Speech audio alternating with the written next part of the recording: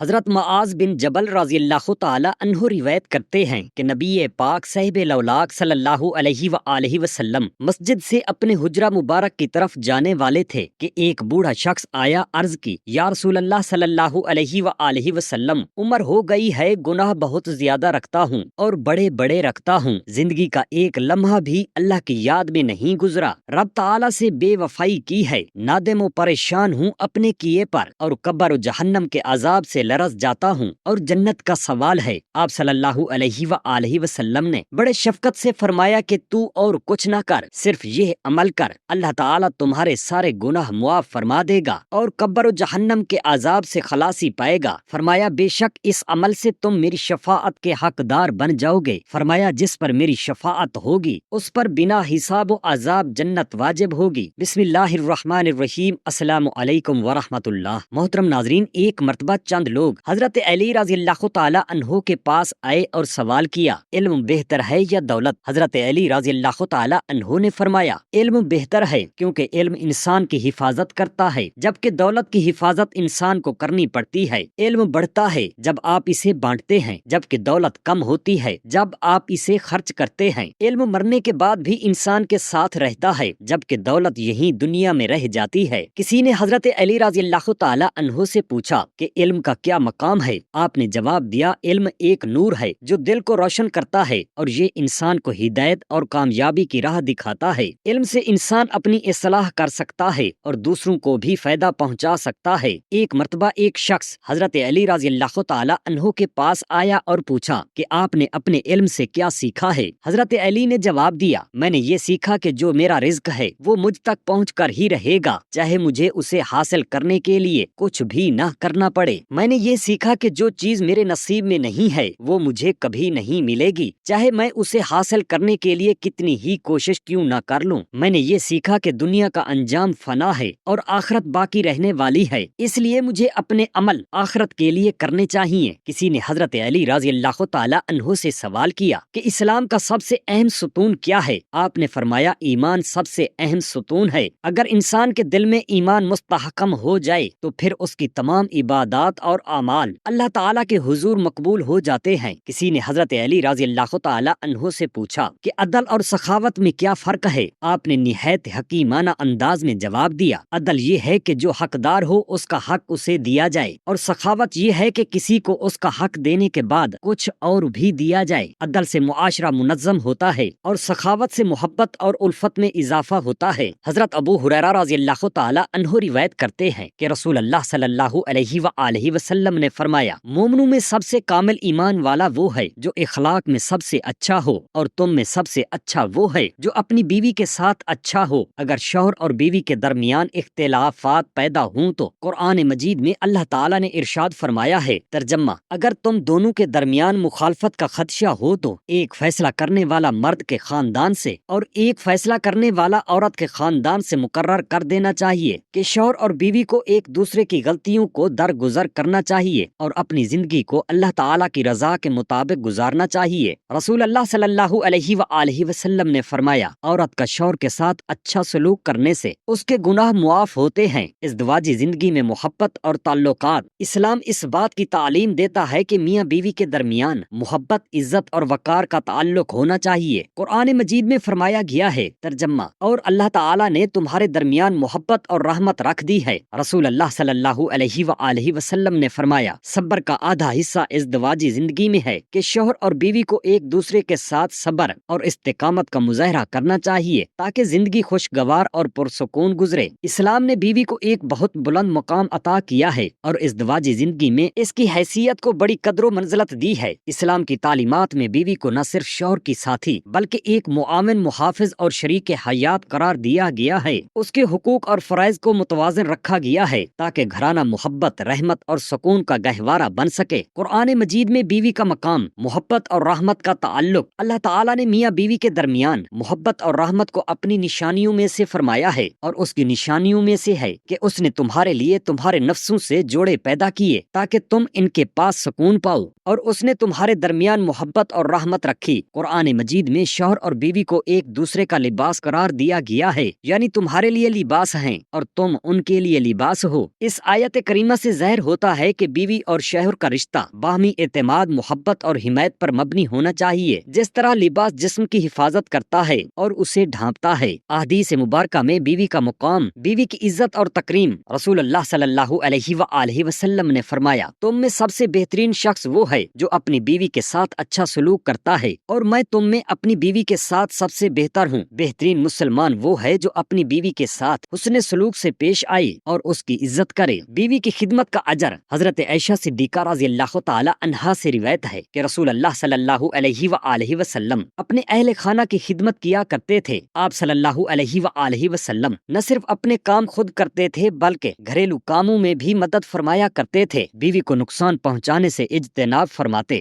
رسول اللہ صلی اللہ علیہ وآلہ وسلم نے شوہر کو سختی سے منع کیا کہ وہ اپنی بیوی کے ساتھ ظلم یا سختی نہ کرے۔ آپ صلی اللہ علیہ وآلہ وسلم نے فرمایا، عورتیں تمہارے پاس امانت ہیں، پس ان کے ساتھ حسن سلوک کرو۔ نبی اکرم صلی اللہ علیہ وآلہ وسلم کی ازدواجی زندگی میں بیوی کا مقام۔ نبی کریم صلی اللہ علیہ وآلہ وسلم کی ازدواجی زندگی اپنے ساتھیوں کے ساتھ محبت، عزت اور خیر خواہی کی بہترین مثال ہے۔ حضرت خدیجہ رضی اللہ تعالی عنہا کے ساتھ آپ صلی اللہ علیہ وآلہ وسلم کا رشتہ ایک مثالی ازدواجی تعلق تھا۔ حضرت خدیجہ رضی اللہ تعالی عنہا نہ صرف آپ صلی اللہ علیہ وآلہ وسلم کی شریک حیات تھیں بلکہ آپ کی اولین حامی، معاون اور تسلی دینے والی تھیں۔ ان کی وفات کے بعد بھی رسول اللہ صلی اللہ علیہ وآلہ وسلم انہیں ہمیشہ یاد فرماتے تھے اور ان کی محبت کا ذکر کرتے تھے۔ حضرت عائشہ صدیقہ رضی اللہ تعالی عنہا کے ساتھ رسول اللہ صلی اللہ علیہ وآلہ وسلم کا رشتہ ایک گہرے محبت بھرے تعلق کا عکاس ہے۔ آپ صلی اللہ علیہ وآلہ وسلم حضرت عائشہ صدیقہ رضی اللہ تعالی عنہا کے ساتھ کھیلتے اور انہیں خوش رکھنے کی کوشش فرماتے تھے اور ان سے اہم معاملات میں مشاورت بھی کیا کرتے تھے۔ شریعت محمدیہ صلی اللہ علیہ وآلہ وسلم میں اللہ تعالیٰ نے نکاح کو ایک مضبوط معاہدہ قرار دیا ہے۔ قرآن مجید میں اللہ تعالیٰ فرماتے ہیں، ترجمہ، اور ان کے ساتھ بھلائی کے ساتھ زندگی بسر کرو۔ اس آیت مبارکہ میں شوہروں کو حکم دیا گیا ہے کہ وہ اپنی بیویوں کے ساتھ حسن سلوک سے پیش آئیں۔ اسی طرح سورۃ بقرہ میں فرمایا، ترجمہ، اور عورتوں کا حق بھی ویسا ہے جیسا مردوں کا حق ان پر ہے۔ رسول اللہ صلی اللہ علیہ وآلہ وسلم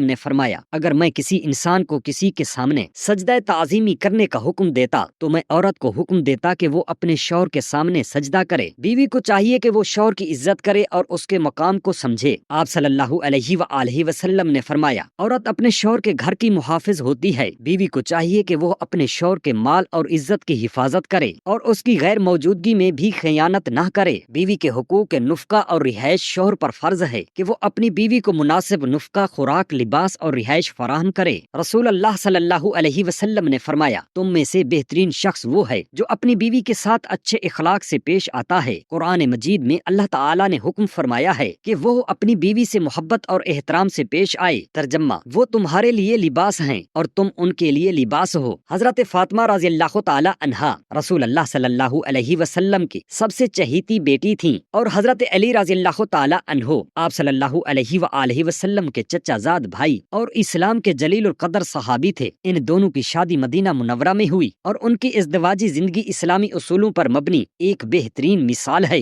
حضرت علی رضی اللہ تعالی عنہ کا حضرت فاطمہ رضی اللہ تعالی عنہا سے نکاح کا ارادہ تھا، لیکن ان کے پاس زیادہ مال و دولت نہ تھی۔ حضرت علی رضی اللہ تعالی عنہ نے رسول اللہ صلی اللہ علیہ وآلہ وسلم کے سامنے اس بات کا اظہار کیا کہ وہ حضرت فاطمہ رضی اللہ تعالی عنہا سے نکاح کرنا چاہتے ہیں، لیکن وہ شرم محسوس کرتے ہیں کہ ان کے پاس دینے کے لیے زیادہ کچھ نہیں ہے۔ رسول اللہ صلی اللہ علیہ وآلہ وسلم نے حضرت علی رضی اللہ تعالی عنہ کا یہ عذر قبول کر لیا، فرمایا کہ جو کچھ تمہارے پاس ہے وہی کافی ہے۔ حضرت علی رضی اللہ تعالی عنہ کے پاس ایک ذرہ تھی۔ رسول اللہ صلی اللہ علیہ وآلہ وسلم نے فرمایا کہ وہ اسے فروخت کر کے حضرت فاطمہ رضی اللہ تعالی عنہا کے مہر کے لیے استعمال کریں۔ حضرت علی رضی اللہ تعالی عنہ اور حضرت فاطمہ رضی اللہ تعالی عنہا کی زندگی انتہائی سادہ اور مشکلات سے بھرپور تھی۔ ان کے پاس کوئی بڑی دولت یا آرام و زندگی نہ تھی، لیکن ان دونوں نے ایک دوسرے کے ساتھ صبر، محبت اور ایثار کے ساتھ زندگی گزاری۔ حضرت فاطمہ رضی اللہ تعالی عنہا گھر کے کام خود فرماتی اور حضرت علی رضی اللہ تعالی عنہ بھی ان کا ہاتھ بٹاتے تھے۔ ایک بار حضرت فاطمہ رضی اللہ تعالی عنہا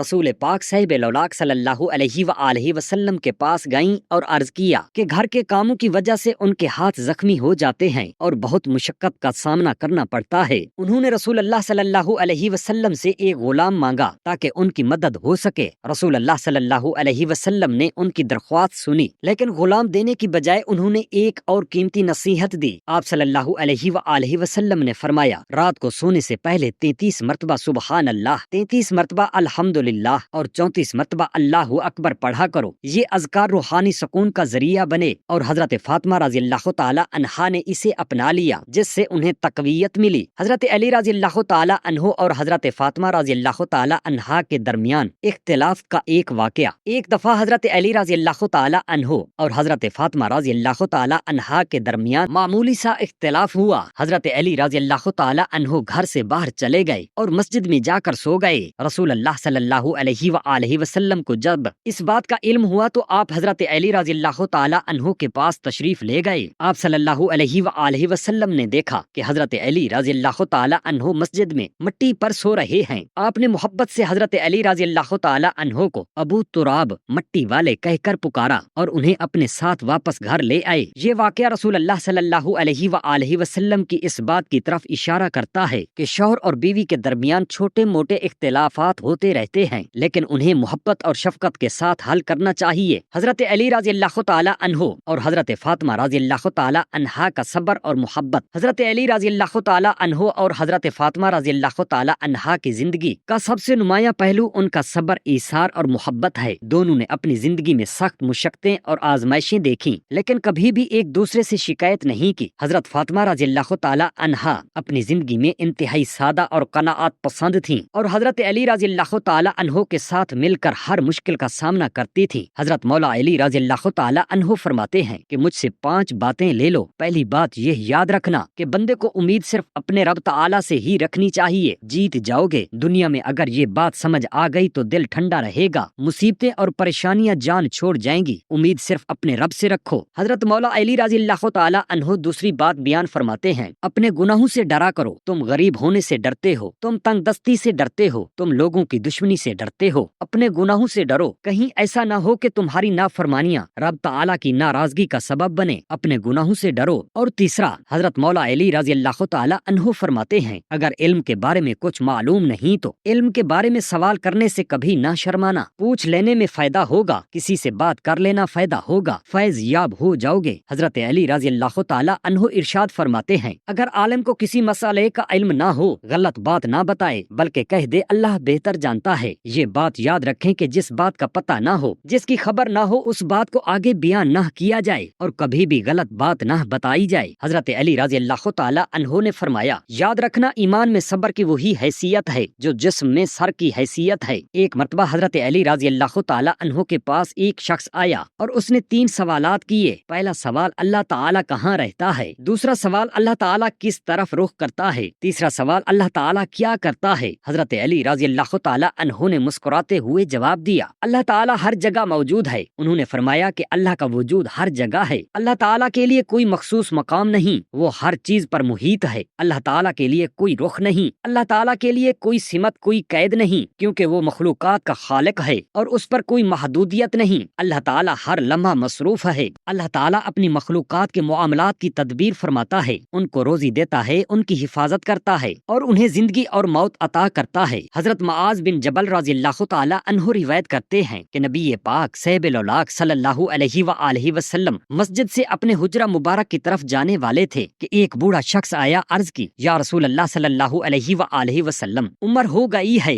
گناہ بہت زیادہ رکھتا ہوں اور بڑے بڑے رکھتا ہوں، زندگی کا ایک لمحہ بھی اللہ تعالیٰ کی یاد میں نہیں گزارا، رب تعالیٰ سے بے وفائی کی ہے، نادم و پریشان ہوں اپنے کیے پر، اور قبر و جہنم کے عذاب سے لرز جاتا ہوں اور جنت کا سوال کرتا ہوں۔ آپ صلی اللہ علیہ وآلہ وسلم نے فرمایا، تو اور کچھ نہ کر، تیرے ماں باپ زندہ ہیں؟ اس شخص نے کہا، نہیں، وہ فوت ہو گئے ہیں۔ آپ صلی اللہ علیہ وآلہ وسلم نے بڑے شفقت سے فرمایا کہ ماں باپ کی قبر پر جایا کرو اور وہاں جا کر اپنی بخشش و مغفرت کی دعا کیا کرو، اللہ تعالیٰ تمہارے سارے گناہ معاف فرما دے گا۔ وہ شخص کہنے لگا، آپ صلی اللہ علیہ وآلہ وسلم کی شفاعت ملے گی؟ آپ صلی اللہ علیہ وآلہ وسلم نے مسکرا کر فرمایا، بے شک اس عمل سے تم میری شفاعت کے حقدار بن جاؤ گے، جس پر میری شفاعت ہوگی وہ جنت میں بنا حساب و عذاب داخل ہوگا۔ اللہ تعالیٰ ہم تمام مسلمان بہن بھائیوں کو اپنے ماں باپ کی خدمت کرنے کی توفیق عطا فرمائے، آمین یا رب العالمین۔ جزاک اللہ اللہ خیرن کثیرا۔